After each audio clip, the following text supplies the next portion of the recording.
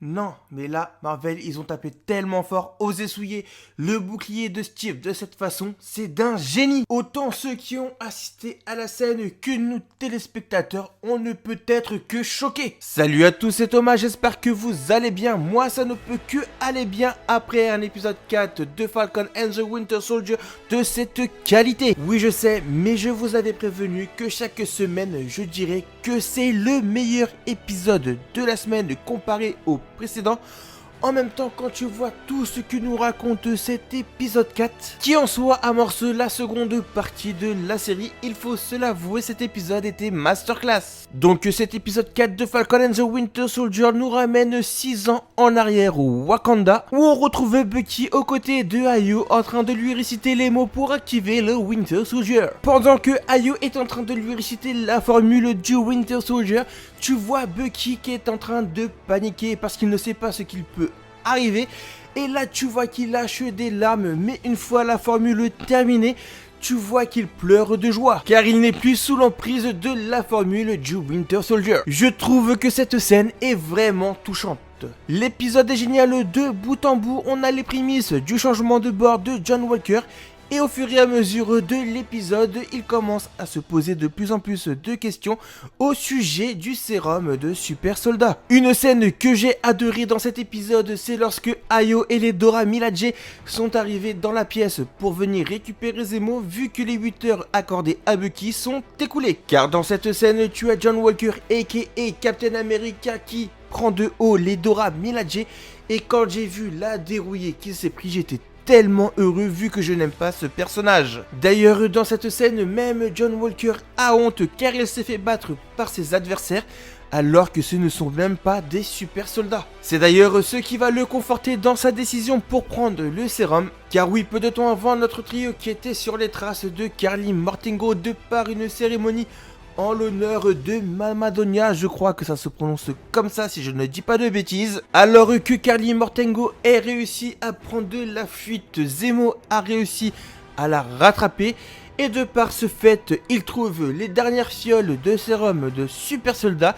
Et ce dernier les détruit. Mais c'est à ce moment-là où Zemo était en train de détruire les fioles que John Walker vient l'assommer et prend la dernière fiole qui n'était pas encore détruite. Avant de parler de cette fin de l'épisode 4, parlons un petit peu de Karli Mortengo. Alors c'est vrai, ses intentions sont louables, elle veut aider les personnes qui sont dans le besoin, vu que le gouvernement ne fait rien pour les aider, mais comme a pu lui dire Sam, le fond peut être bon mais la forme pas du tout. Car on se rappelle, elle a quand même fait exploser un bâtiment où il y avait encore des civils à l'intérieur. Alors même si le dialogue qu'elle a eu avec Sam était plutôt intéressant, je déteste de plus en plus ce personnage. Sam, lui, est bien développé, il est posé, et d'ailleurs j'ai bien aimé le dialogue qu'il a eu avec Karli. Également quand tu as Zemo qui lui demande s'il serait prêt à s'injecter le sérum de super soldat, tu as Sam qui lui répond non sans hésiter. Bucky, lui, très bien développé, je trouve qu'il se développe de plus en plus à chaque épisode. Une scène qui m'a fait rire, c'est quand Ayo lui retire son bras car je ne pensais pas ça possible.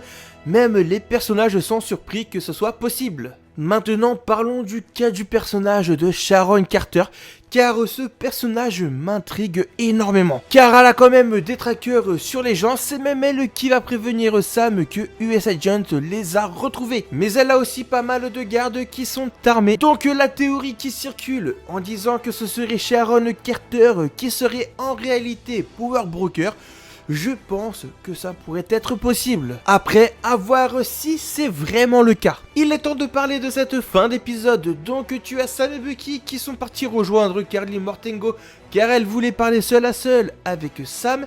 Mais Bucky, ne voulant pas laisser Sam tout seul, il est parti avec lui. Une chose qui fait vraiment plaisir, c'est que nos deux protagonistes sont vêtus de leur costume. Et le fait de les voir en costume, tu sais qu'il va y avoir de l'action. Et c'est le cas car John Walker aka Captain America vient encore foutre la merde, excusez-moi du terme. C'est d'ailleurs dans cette scène finale où tu comprends que John Walker s'est injecté le sérum de super soldat, car il arrive à plier en deux une barre en métal. À ce moment-là, tu te dis, ok, certes, il s'est injecté le sérum de super soldat, mais il agit dans le bien. Mais le moment où son pote Lamar aka Battlestar meurt, c'est là qu'il bascule de l'autre côté. Alors oui, je sais que dans les comics, Battlestar est vivant et se bat aux côtés de US Agent, mais le fait que son pote soit mort, c'est ce qui va vraiment le faire vriller. Et ça s'est vu quand il tue un des Flag Smashers. Quand tu vois John Walker, la façon dont il s'est acharné sur le Flag Smashers, qui en soi n'avait rien fait, même si c'est vrai qu'il fait partie du groupe des Flag Smashers. Le fait de voir le bouclier de Steve Rogers ensanglanté avec le sang du Flag Smashers, cette scène est vraiment choquante. Et qui plus est, le nouveau Captain America tue le Flag Smashers sur une place publique. Du coup, les passants n'ont pas hésité à le filmer. Donc là, je pense que les médias vont en parler et le gouvernement n'aura d'autre choix que de retirer le bouclier à John Walker, ou du moins ils vont essayer de le retirer. De toute façon, on sait qu'à un moment, c'est Sam et Bucky qui auront le bouclier de Steve. Passons à la conclusion. J'ai trouvé cet épisode génial de bout en bout. Les personnages sont toujours aussi bien développés. J'ai hâte de voir les répercussions qu'aura John Walker en ayant tué le Flag Smashers. Car comme avait dit le docteur Erskine dans Captain America First Avengers, une personne bonne avec le sérum de super soldat ne fera qu'être meilleure, mais une personne mauvaise ne fera qu'être pire. Voilà, cette review de l'épisode 4 de Falcon and the Winter Soldier est terminée, j'espère qu'elle vous aura plu. Si c'est le cas, comme d'habitude, je compte sur vous pour mettre un max de pouces vers le haut, pour me soutenir, mais également pour m'aider dans le référencement. Donnez-moi votre avis sur cet épisode dans les commentaires, n'oubliez pas de venir me follow sur Twitter. Et surtout de vous abonner à la chaîne de YouTube si ce n'est pas déjà fait en activant bien la cloche des notifications pour ne manquer aucune prochaine vidéo. Sur ce, c'était Thomas, je vous dis à très vite pour une prochaine vidéo. Moi je file tourner la review de l'épisode 2 de Shaman King et d'ici là, matane!